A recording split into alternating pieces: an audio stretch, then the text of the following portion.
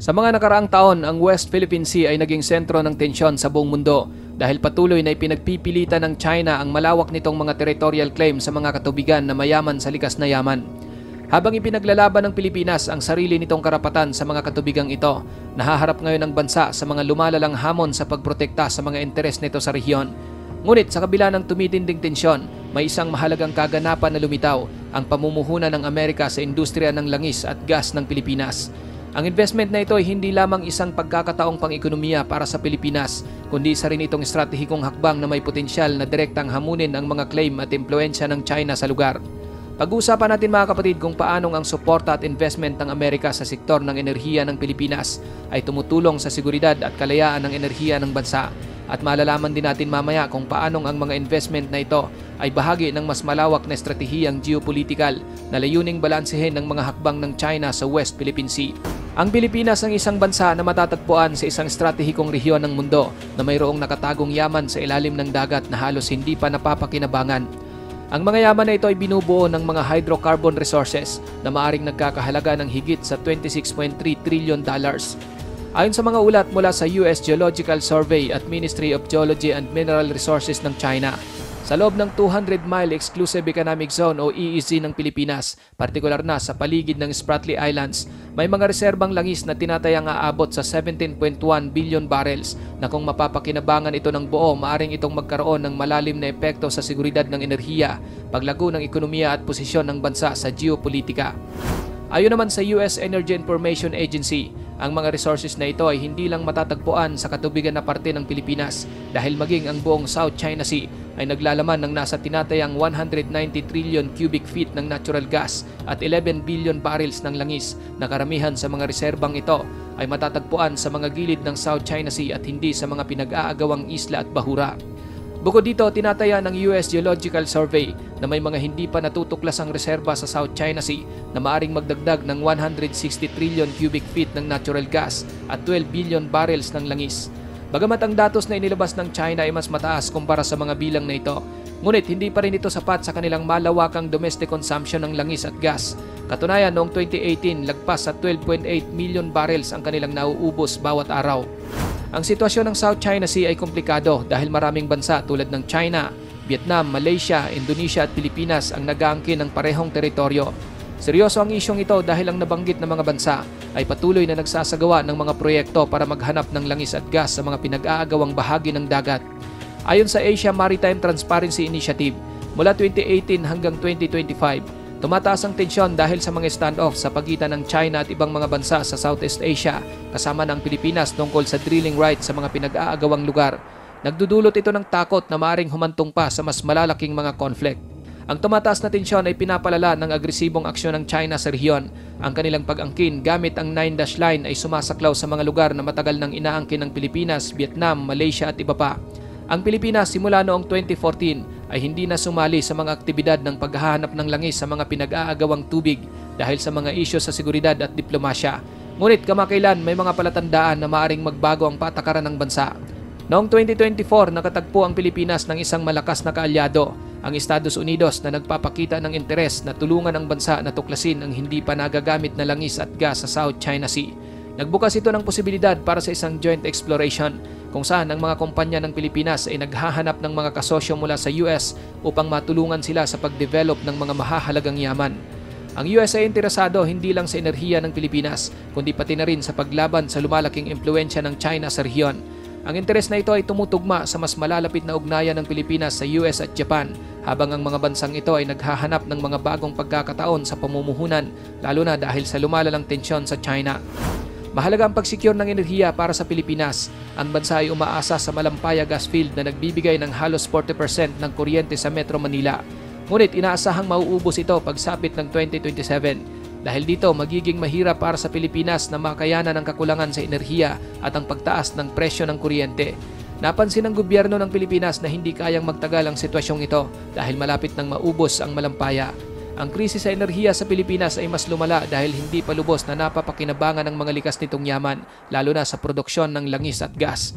Kung ikukumpara sa mga kalapit bansa tulad ng Indonesia, Malaysia at Vietnam, kung saan malaki ang papel ng industriya ng langis at gas sa kanilang ekonomiya, ang Pilipinas ay maliit pa rin para sa pandaigdigang merkado ng langis. Karamihan sa petrolyo ng bansa ay inaangkat na nagpapataas sa gasto sa transportasyon, produksyon at sa mga pangunahing bilihin. Maaring magbago ito kung magtatagumpay ang Pilipinas sa pagkuha ng mga likas nitong yaman. Ang Exclusive Economic Zone ng Pilipinas ay may ilang malaking reserba ng langis at gas, kabilang ang Red Bank o Recto Bank, isang napakahalagang lugar para sa enerhiya sa rehiyon. Tinatayang may 5 billion barrels ng langis at 55 trillion cubic feet ng natural gas ang Red Bank. Ang mga yaman na ito ay may malaking potensyal hindi lang sa pagtugon sa pangangailangan ng enerhiya ng bansa, kundi pati na rin sa pagbabago ng ekonomiya ng Pilipinas. Sa paggamit ng mga likas na yaman ng Pilipinas, makakamtan ng bansa ang kalayaan sa enerhiya na makakabawas na umasa sa mahal na pag-import ng langis at makakaiwas sa pagbabago ng presyo ng enerhiya sa buong mundo. Ang mga benepisyong ito ay hindi lang sa sektor ng enerhiya kundi pati na rin sa iba pang aspeto ng ekonomiya. Kung magiging producer na ang Pilipinas ng langis, bababa ang presyo ng mga produktong petrolyo kaya mababawasan ang gasto sa transportasyon at mga bilihin.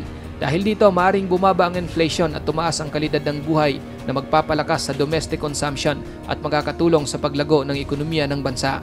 Sa mas mataas na antas ng ekonomiya, makikita ng Pilipinas na malaki ang magiging epekto ng industriya ng langis at gas sa GDP nito.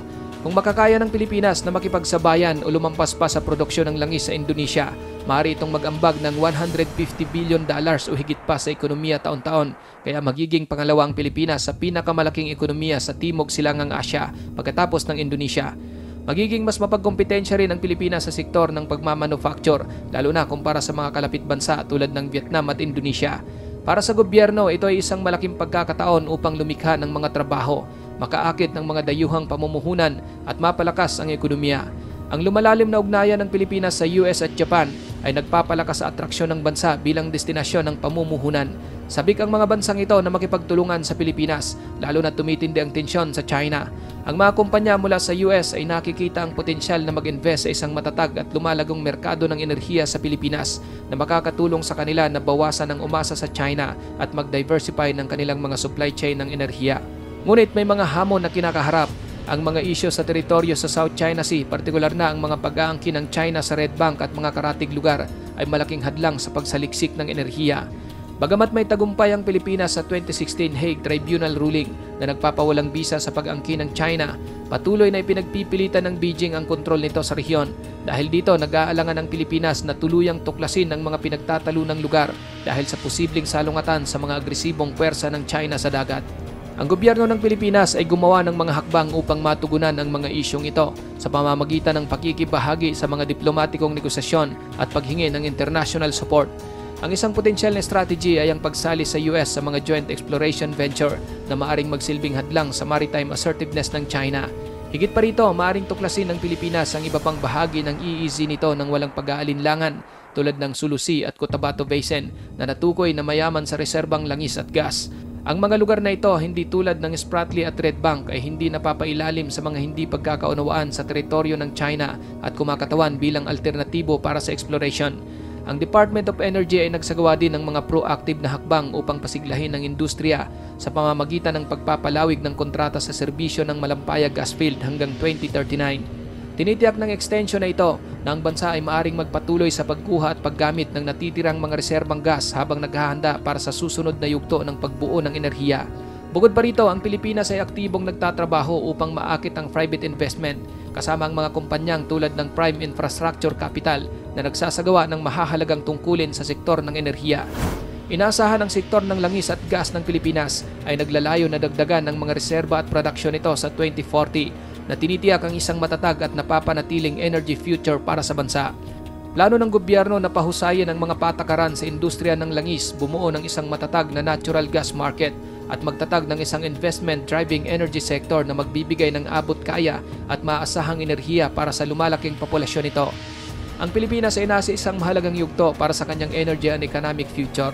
Ang malawak na hydrocarbon resources sa ilalim ng dagat nito ay nag-aalok ng pagkakataon na baguhin ang sektor ng enerhiya at sa huli ang buong ekonomiya ng bansa.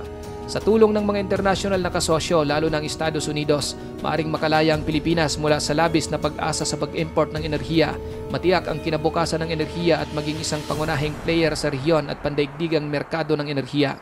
Ngunit ang daan patungo sa hinaharap ay hindi madali. Patuloy ang mga isyu sa teritoryo lalo na sa harap ng China. Kailangan ng Pilipinas ng maingat na pagtahak sa mga geopolitical na tensyon habang isinusulong ang pag-unlad ng mga enerhiya. Dumating na ang pagkakataon para gamitin ang mga likas nitong yaman at tuklasin ang buong potensyal ng bansa. Ngunit handa na kaya ang Pilipinas na samantalahin ang pagkakataong ito upang mapaunlad ang ekonomiya gamit ang mga reserbang langis at gas?